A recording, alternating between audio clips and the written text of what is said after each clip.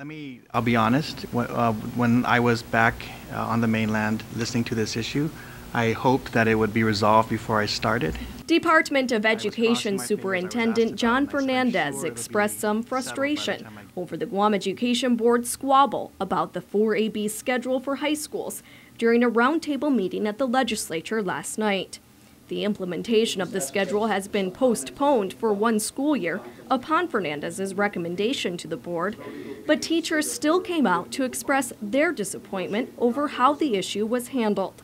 After the schedule was first approved by the board, teachers and other stakeholders spoke out, asking why they weren't included in the board's decision. One teacher, speaking on behalf of another unnamed teacher, suggested that school administrators may have been instructed to keep quiet about the schedule changes prior to the board's vote. They said that they were called to an emergency faculty meeting to discuss this 4AB schedule, and they were told that the principal had informed the school that the board had informed the principal to keep it a secret until it was time to share the information. And so the teacher had asked, is it true that the principals were told not to discuss this information? And if it were true, then why all the secrecy? While the sender of the email was never identified in the meeting, board member Joe San Augustine revealed that he also saw the email, which to him explained why teachers were so upset about the schedule. When it came out and GW had their meeting and there was an uproar, and I'm like, something missing here. Then I got a copy of that email that was sent out saying that don't tell anybody yet. Yeah, I got a copy of that email that the principal was told not to tell anybody until the board decide.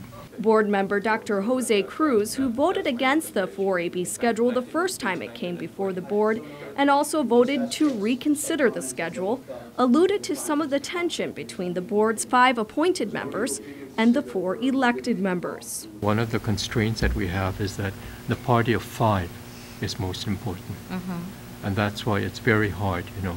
I think one of the niches that really got us into this problem was that there was a promise by one of the board members to come back and then finally make the decision.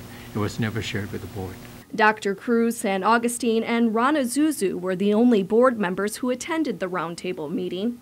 Most of the island's public schools are expected to resume their schedules from the last school year when classes resume in August, but the schedule at George Washington High School is unsettled, as the school has to do without 17 classrooms, which will be under renovation for the first part of the school year.